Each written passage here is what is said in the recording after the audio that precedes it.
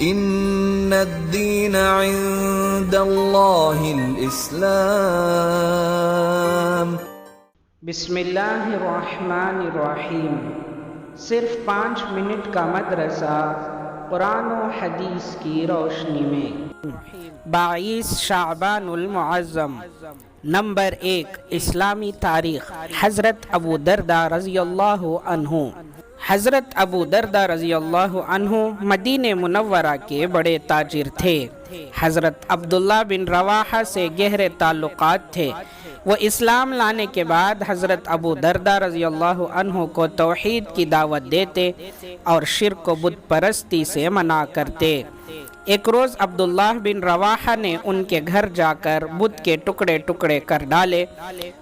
اس کی یہ بے بسی دیکھ کر وہ سوچنے پر مجبور ہو گئے کہ اگر اس میں کوئی خوبی اور نفع و نقصان پہنچانے کی صلاحیت ہوتی تو آج یہ ضرور اپنا بچاؤ کر لیتا۔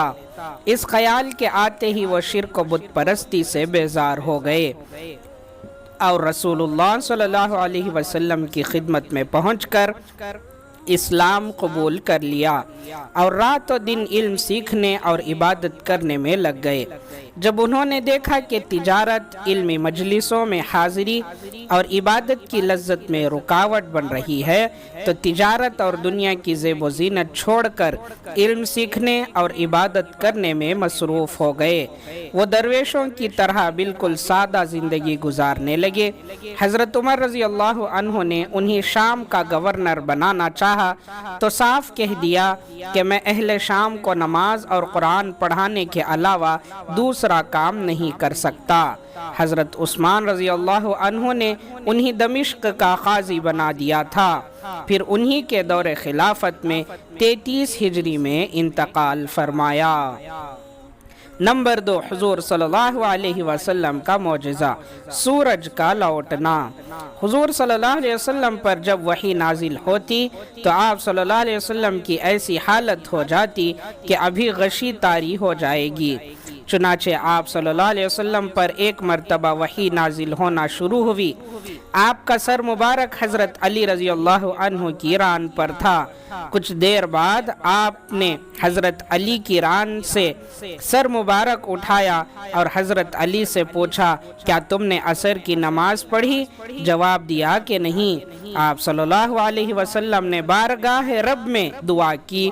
چنانچہ حضرت اسماء رضی اللہ عنہا فرماتی ہیں کہ میں نے دیکھا آفتاب غروب ہو چکا تھا لیکن پھر نکل آیا اور حضرت علی رضی اللہ عنہ نے نماز ادا کی۔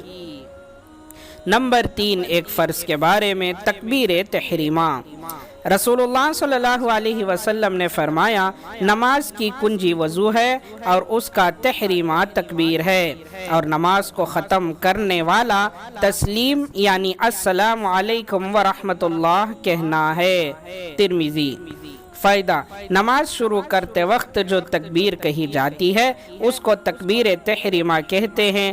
نماز کے شروع میں تکبیر تحریمہ کہنا فرض ہے۔ نمبر 4، ایک سنت کے بارے میں، فرض نماز کے بعد کی دعا۔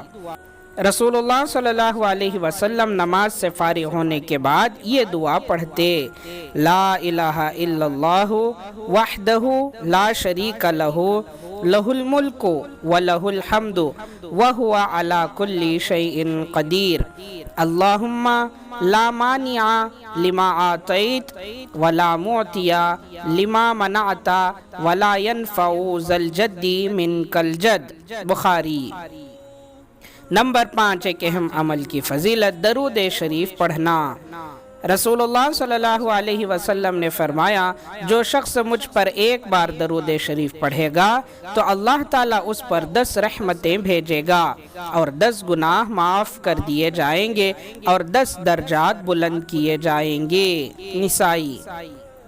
نمبر 6، ایک گناہ کے بارے میں، نقصان کے بعد کی آسانیوں پر اترانا۔ قرآن میں اللہ تعالیٰ فرماتا ہے جب ہم لوگوں کو نقصان پہنچانے کے بعد اپنی رحمت کا مزہ چکھاتے ہیں تو وہ ہماری ان نشانیوں کے بارے میں بھی شرارت کرنے لگتے ہیں، یعنی موجودہ آسانیوں میں پڑھ کر گزری ہوئی مصیبتوں کی تکذیب اور مذاق اڑاتے ہیں، جبکہ انہیں ان نشانیوں سے عبرت حاصل کرنی چاہیے۔ ایسے لوگوں کے متعلق سخت وعید آئی ہے۔ سورہ یونس آیت نمبر 21۔ نمبر 7، دنیا کے بارے میں آخرت کی کامیابی دنیا سے بہتر۔ قرآن میں اللہ تعالیٰ فرماتا ہے تم لوگوں کو جو کچھ دیا گیا ہے وہ صرف دنیاوی زندگی میں استعمال کی چیزیں ہیں، اور جو کچھ اجر و ثواب اللہ کے پاس ہے وہ اس دنیا سے کہیں زیادہ بہتر اور باقی رہنے والا ہے۔ سورہ شورى آیت نمبر 36۔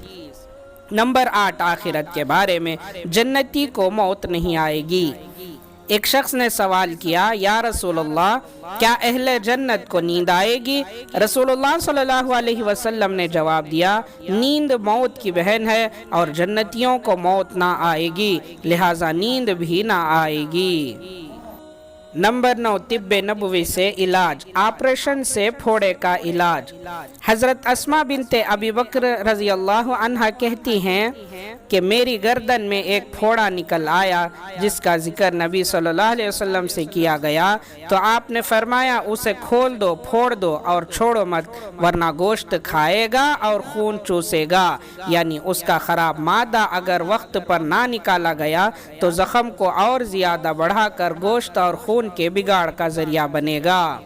نمبر 10، نبی صلی اللہ علیہ وسلم کی نصیحت۔ رسول اللہ صلی اللہ علیہ وسلم نے فرمایا تم اپنی جان، اولاد، خادم اور مال کے حق میں کبھی بھی ہلاکت کی بد دعا مت کیا کرو، کہیں ایسا نہ ہو کہ بد دعا کرتے ہوئے دعا کی قبولیت کی گھڑی سے تمہاری موافقت ہو جائے اور تمہاری بد دعا قبول کر لی جائے۔ ابو داؤد۔